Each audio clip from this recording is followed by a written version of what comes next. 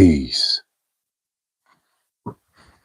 Welcome to the YouTube live reading of Love Like Sky by Leslie C. Youngblood. Peace, peace. Divine Rise. So we pick up on page 72, chapter 8, this wonderful book. Divine Rising, happy Friday. Peace, peace. All right. Chapter 8. It's all my fault. Oh, this is good. This is really good. Oh, I wish you all had a wonderful rest. We went to the Magenta Cloud last night, and it was just really exquisite. We had some wonderful conversation and spoke about different healing mechanisms and modalities that we use. Thank you so much for being here, part of the book lovers community here on YouTube. All right. The Great Love Like Sky by Leslie C. Youngblood. We're in the 8th chapter. It's all my fault. I'm sorry I didn't take better care of Peaches, Mama, I said. She squeezed me and sniffled. She must have come out of Peaches' room so she wouldn't be so sad in front of her. Mama's not worried about that, G-baby, she said. That's not your job. You weren't the grown-up. I called your daddy. She stopped herself and glanced back at Daddy and Millicent, who were standing at the nurse's station down the hall. Daddy's hand rubbed the back of his neck again. Let's go have a seat, Georgie. Mama took my hand. It didn't feel like walking, but standing still while everything changed, like when I stood on the moving sidewalk at the airport. Don't you want to wait for Daddy? He'll come when he's done chatting with Millicent. Mama said her name hard like she used to do right after she and Daddy got divorced.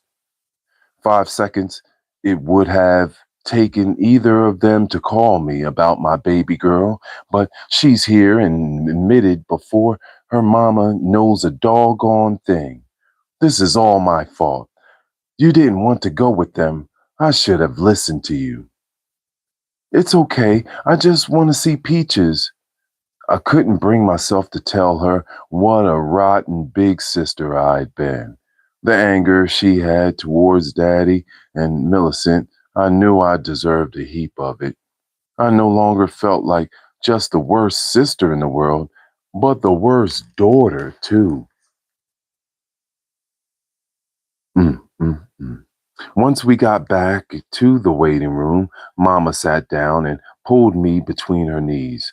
Frank came over and rested his hand on Mama's back. How are you feeling, Georgie? Frank asked me. So, I said.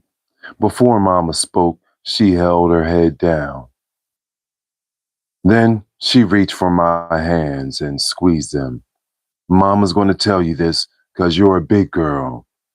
You're Mama's big girl, right? Yeah, I said, though I felt no bigger than an ant's eyeball. Baby, they're running tests on your sister, Mom said, but they think she might have meningitis. I let the word roll around in my head and didn't even attempt to say it. Not because I couldn't, but it felt like if I didn't say it, it would go away. Is it a bad cold like the flu? I asked. Well, Mama got that out, and then her voice cracked again. No, baby. No, Mama's voice. Now Mama's voice was cracking and my teeth were chattering like I was freezing. Frank said, it's a little more serious than that, Georgie. It has some of the same symptoms, so you're right, in a way. When can I go see her? She's asking for you, Mama sniffled again, and her tears streamed. But Mama can't bring you in, baby. The doctor won't allow it. She dropped her head and cried, soft and sad. Then I looked at Frank and remembered Tangi wanting to come. I stepped back, my fist balled tighter than when I wanted to sock Lucinda Hightower.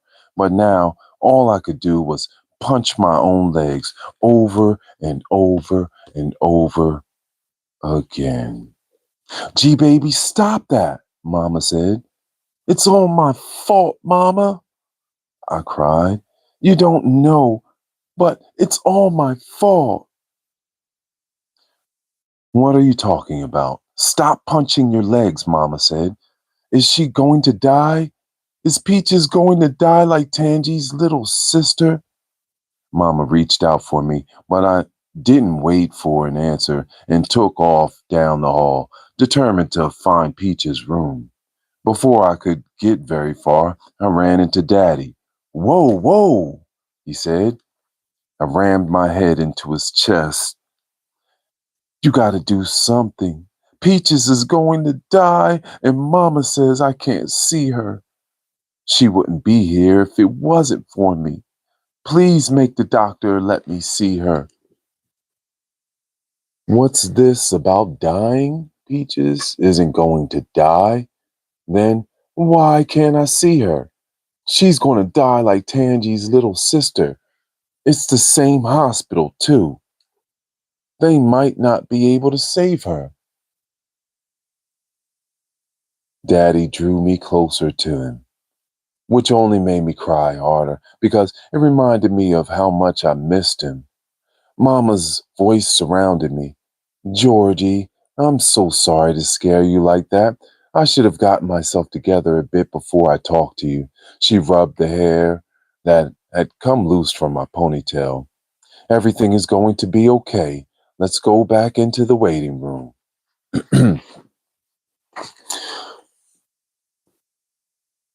I didn't let go of Daddy.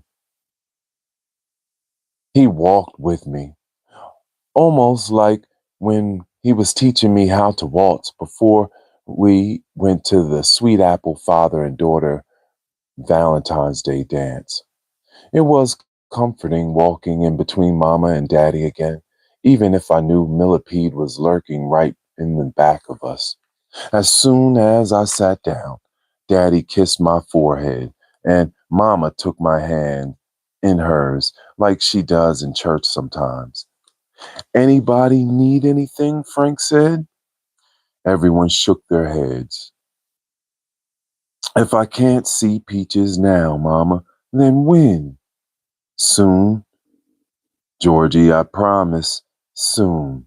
I remembered Kevin Jenkins' voice, and Mama's soon sounded even further away. I left my soda with Frank and started drinking it just to have something to do. Daddy kneeled in front of me and patted my knee like a puppy's head. Your mama and I will always do whatever we can, and then some for you and Peaches. You believe that, right? Yes, I said. I know you're upset about Peaches. We all are. But you gotta know that you can't go sneaking off. Yes, sir. My lips must have moved, but every other part of me was frozen solid. If I had a do-over, I wouldn't have never, ever asked to go to Nikki's. Wait, what do you mean sneaking off? Mama glanced at Daddy like she'd do when he'd say he had to work late. Mm. Kit, I mean, Katrina, I told you when I called that I thought Georgie was over at Nikki's. But you didn't say anything about her going out without your permission.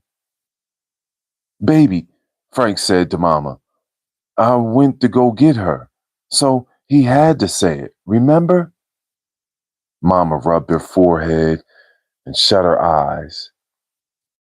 If I remembered it, why would I be asking? She shot back at him. Mama and Frank seldom argued, but when they did, it was never the type of argument that ended with Frank sleeping on the couch or Mama hauling off Peaches and me to go stay with Sugar. Frank, I said that he might have said it, but this is the first time I'm hearing that Georgie ran off without anyone knowing. What kind of supervision is that? Mama said, scanning between Daddy and Millicent. Then her eyes zeroed in on Daddy. So just how long was she missing? Daddy just looked and shook his head, but didn't speak. I don't think that's fair, Katrina, Millipede said, and that gave me chills because I'd never heard them say nothing but short, nice words to each other, face to face, anyway. It's not like we weren't there. Georgiana snuck out. I wouldn't stress about it right now, Millipede squeezed Daddy's shoulder. I'm sure Georgiana knows it wasn't the right thing to do. Maybe we just all need to discuss this another time. No. First, what I need you to do is not add your 2 cents when I'm talking to my ex-husband about our child. Then Mama's finger swayed like a windshield wiper between Daddy and Millicent. When when you two have one, I'll show you the same respect.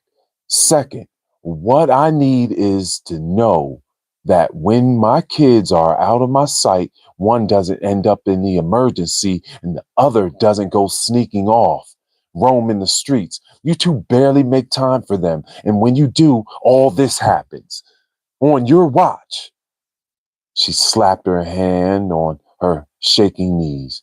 I told you before you left to take care of my girls, and you said they're in good hands, like you were an all-state man. I even called to see how everything was going on, and you just rushed me off the phone. Now look. Don't put this on me like that, Katrina. Daddy tilted his head back and blew a loud breath towards the yellow ceiling. Then he stared right straight at Mama.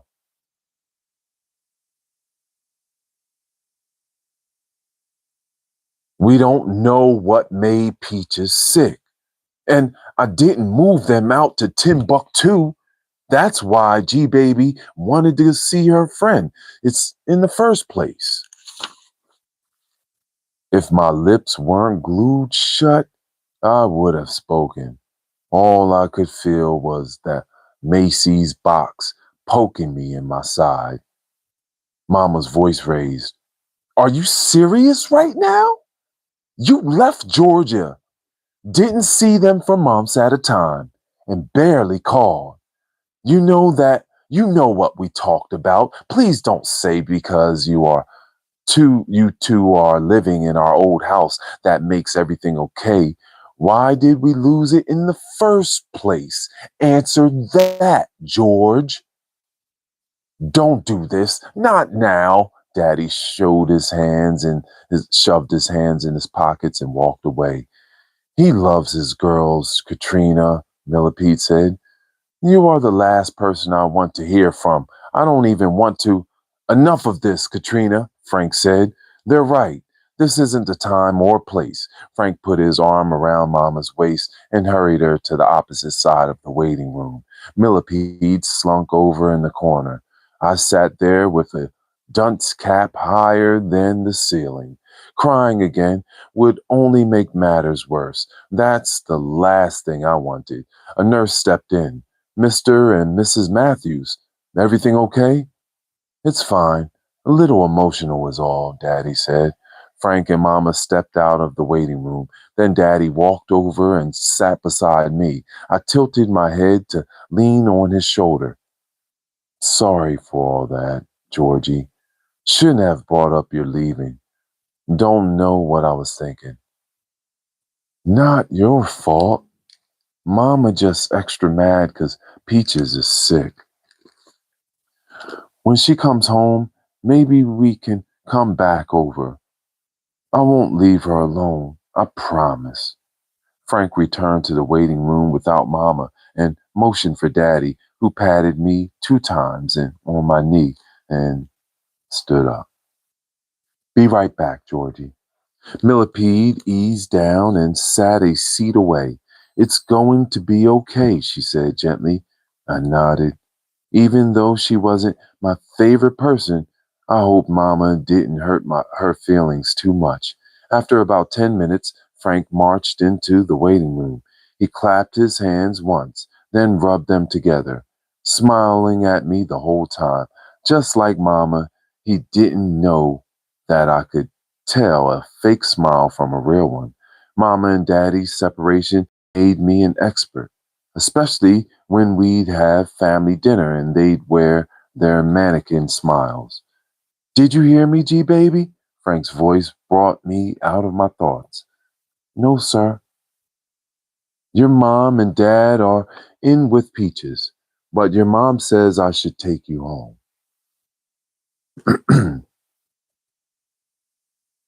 We can stop and get something to eat, then go for ice cream. You mean I can't see her before I leave? She's got to stay here by herself. The hospital seemed to grow to 100 times its size. She don't even like to sleep in her own room by herself. I gotta tell him. Your mom and dad are with her. They know exactly what to do. Millipede put her hands on my shoulder again. I guess that was her thing. Your mom and dad will stay with her. They won't keep her in the hospital a second longer than they have to, Georgie. Your mama wants me to get you on home, Frank said. No, no, I gotta see Peaches. Please, she needs me. Stay with her, Millicent. I'll be right back. Millipede rubbed my back and I flinched. She was talking, but my brain turned her voice into something close to Charlie Brown's teacher. I could hear sound, but the words were just jumbled. Frank was back in a few minutes with Mama at his side. Mama's mask was supposed to go around her mouth and dangled from her ear. Millipede got up and walked away. Georgie, let Frank take you home now so you can get some rest. Can I see Peaches tomorrow? We can't say for sure, baby, Mama said. I need to get back now, okay? Okay, I said and stabbed my elbows into my legs. Something crunched. That Macy's box. I wanted to snatch it out of my pocket and throw it against the wall. I could tell Mama and Frank the real reason I snuck off, but they might force Tangy to talk to me and she'd hate me more. I took it out and dropped it in between the chairs. Somebody would find it and have better luck with those earrings than I did. While the grown-ups talked about what to do with me, like I wasn't even there, I lowered my head and squeezed my eyes tight. God, I know I want a big sister, but Peaches is the best little sister in the world. Please don't let her die like Tangy's little sister. I'll do anything to make Peaches better again. Anything. As I prayed, I held on to the edge of my chair as if that would stop the feeling that I would never see Peaches again. And my world was about to spin out of control forever. We've completed chapter 8, page 81 of Love Like Sky by Leslie C. Youngblood. Thank you so much for the likes and subs. We are pushing towards 700. subs on this peaceful part of YouTube where we read books and learn from masters. Divine light and love. Peace, everyone. Oh my goodness.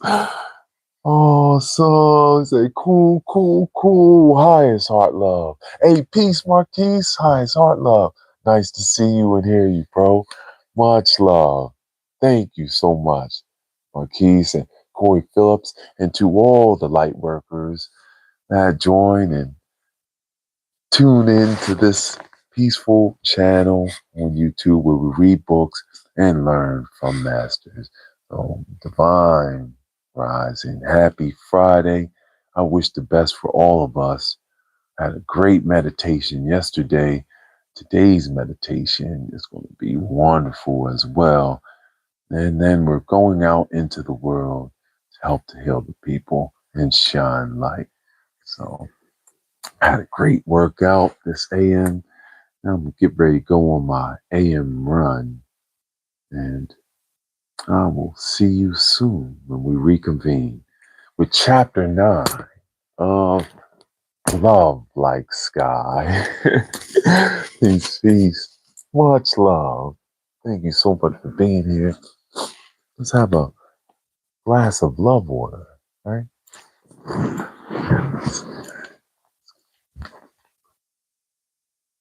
Some love water for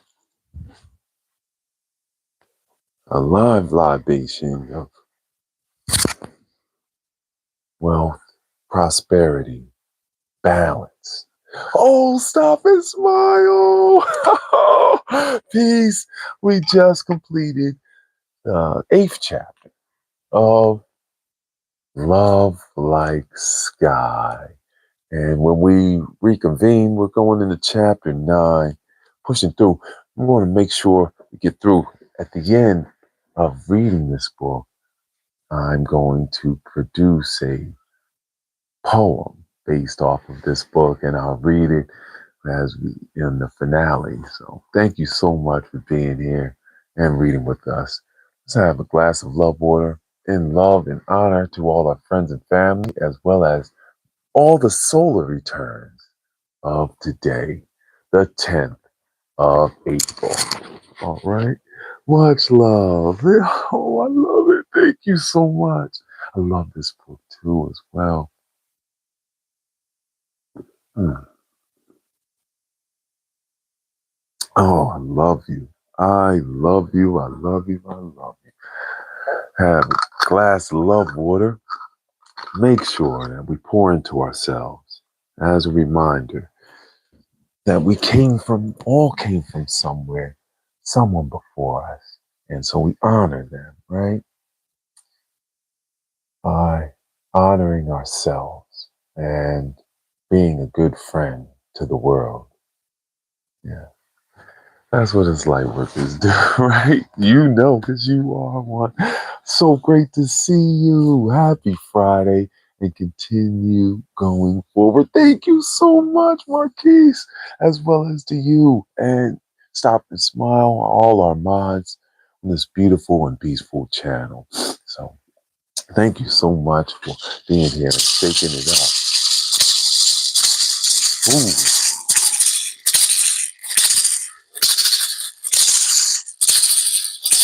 Hey ya, hey ya, hey ya, hey ya, hey ya, hey ya, hey ya.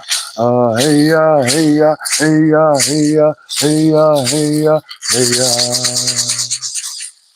Shaking it up on YouTube, reading books and showing love. Look at this eagle tail feather got from Alaska.